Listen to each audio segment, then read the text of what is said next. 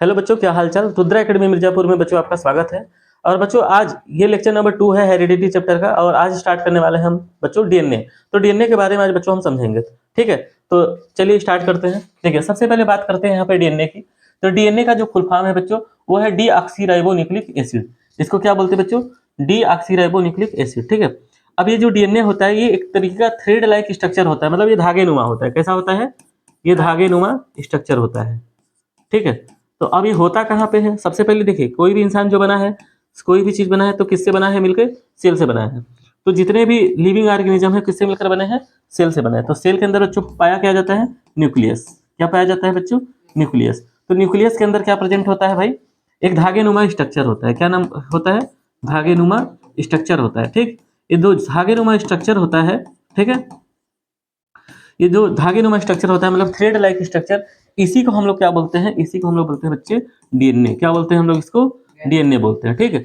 तो ये करता क्या? ये कैरीज करता है ऑल इंफॉर्मेशन को about the structure and function of the an organism. किसी भी ऑर्गेनिज्म के अंदर हो रहे कार्य और उसके अंदर का जो स्ट्रक्चर होता है, वो किसको कैरीज करता है? इन सभी इंफॉर्मेशन को कैरी कौन करता है? डीएनए करता है, ठीक।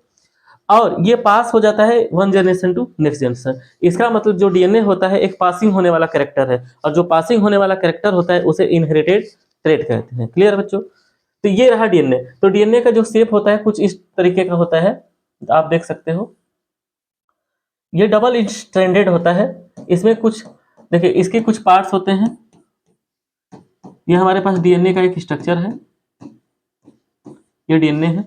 तो इसमें जो ये जो सेगमेंट है, छोटा छोटा सेगमेंट है, हो सकता है कि इसमें जो जेनेटिक इंफॉर्मेशन हो सकता है कि हमारे आईज के कलर का हो, आंखों का कलर हो सकता है कि हमारे नोज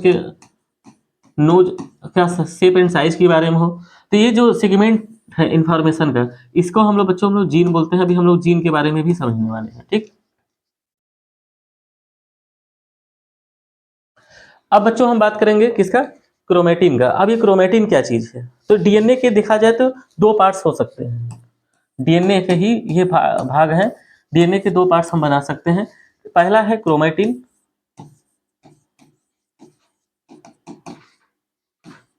दूसरा होता है क्रोमोसोम।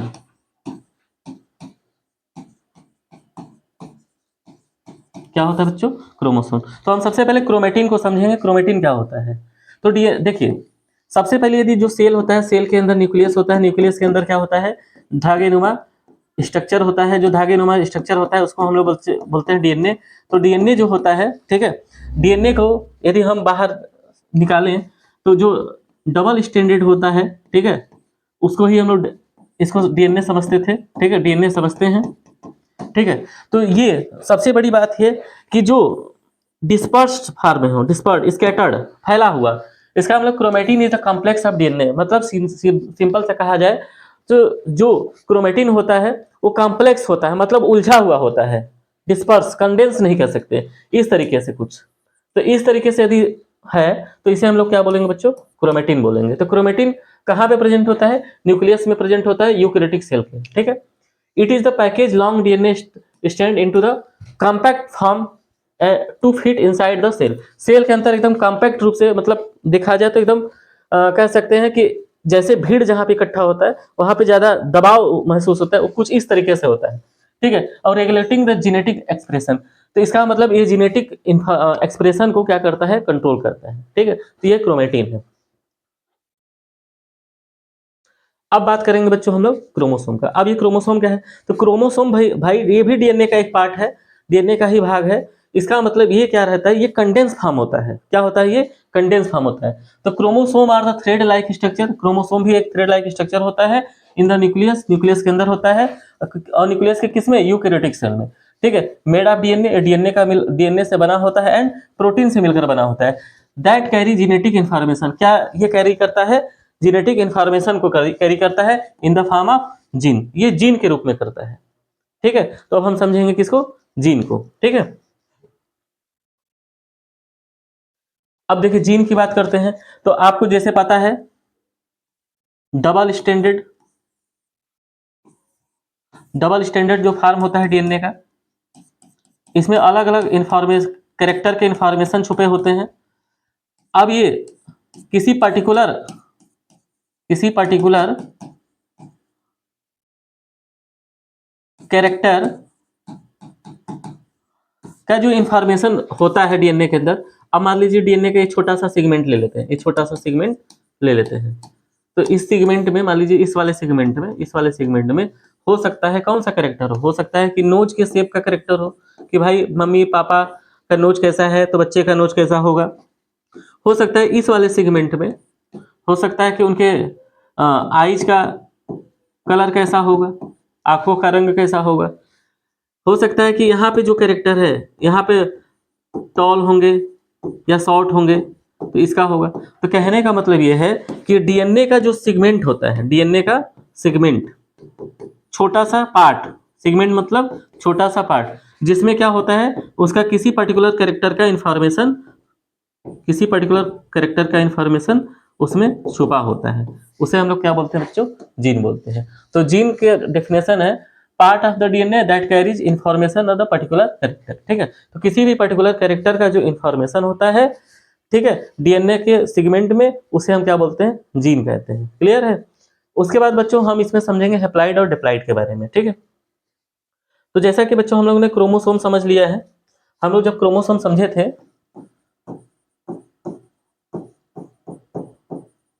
जब हम लोग क्रोमोसोम समझे थे तो क्रोमोसोम का दो कॉपी होती है। देखिए यदि सिंगल कॉपी है, सिंगल कॉपी है, single copy of each chromosome,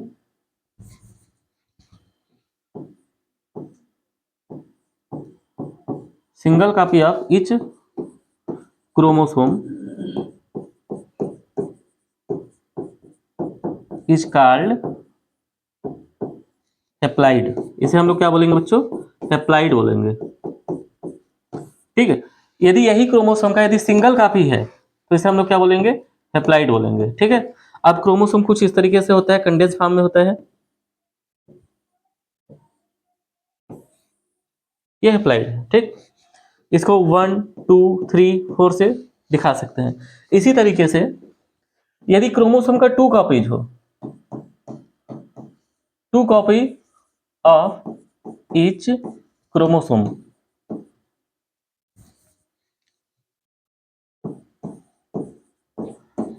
chromosome, तो यदि 2 कॉपी है क्रोमोसोम के तो उसे हम बोलते हैं बच्चों इज कॉल्ड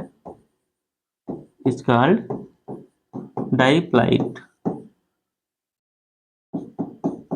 ठीक है, तो इसका मतलब क्रोमोसोम को हम 2 पार्ट्स में डिवाइड कर सकते हैं, एक हैप्लॉइड्स में डिवाइड कर सकते हैं, डिप्लॉइड में कर सकते हैं।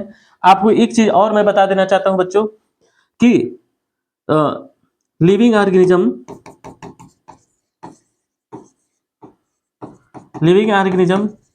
यदि ह्यूमन की मैं बात करता हूं तो ह्यूमन का सभी सेल क्या होता है बच्चों, डाइप्लॉइड होता है। ठीक है, एक्सेप्ट गैमेट को छोड़ के। ठीक है, हमने 2 बातें बताया बच्चों कि ह्यूमन के शरीर के अंदर सेल, जितने भी सेल हैं सभी सेल क्या हो जाएंगे, डाइप्लॉइड होंगे। क्या होंगे, डाइप्लॉइड होंगे। लेकिन केवल गैमेट को छोड़ दिया जाए तो उसे हम क्या बोलेंगे, हैप्लॉइड कहेंगे। गैमेट में जैसे बच्चों हम समझ सकते हैं,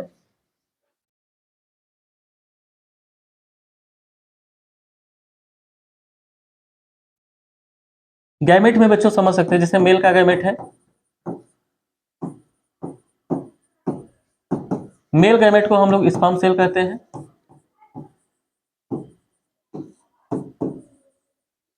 और इसी तरीके से फीमेल